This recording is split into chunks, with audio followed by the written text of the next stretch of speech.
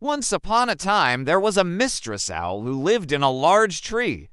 One day, as she was sitting in her tree, she saw a magnificent bird with shiny black feathers alight on a branch. His eyes were like to black pearls, and he had a wheel of cheese in his beak.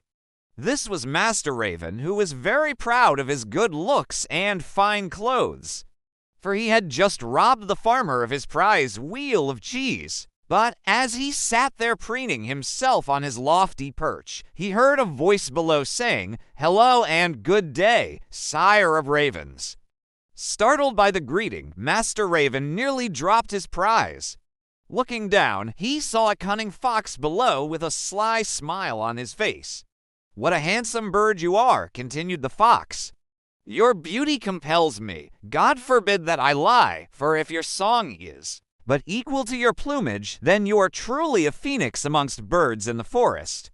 There is no doubt that one such as you could render all creatures speechless, and what an honor it would be to hear your exquisite song." All this flattery filled Master Raven with joy, and he opened his beak as if to sing to Mr. Fox. And this is when the wheel of cheese fell from his beak and tumbled down to the ground.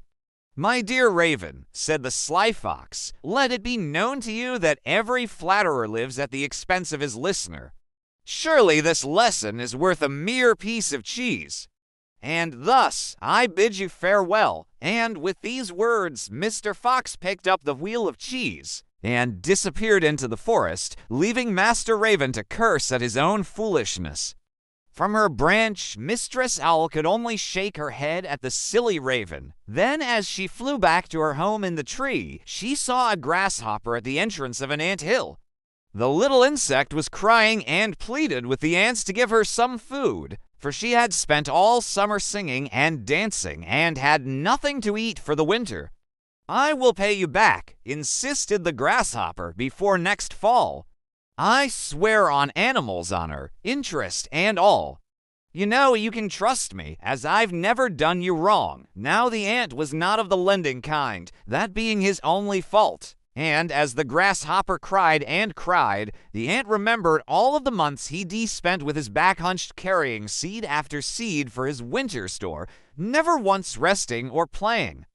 With these thoughts in his mind, the ant asked the grasshopper, "What did you do with all of your time this past summer?"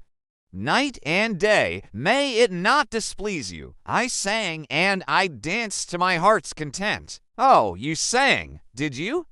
said the ant indignantly. "I'm quite glad." "Well, now you may dance. Either way, I shall give you none of my food." With that, the ant slammed his door in the grasshopper's face. And even though the grasshopper persisted in her pleading, the door remained closed. And so the little ant refused to give the grasshopper any food, and she went off to look for someone else who would help her. From high up in her tree, Mistress Owl hoped that the ant's lesson would serve the grasshopper well. Yet she knew that sometimes a harsh lesson is the only way for some creatures to learn. Don't forget to like the video, subscribe to the channel, and activate the bell to provide you with more.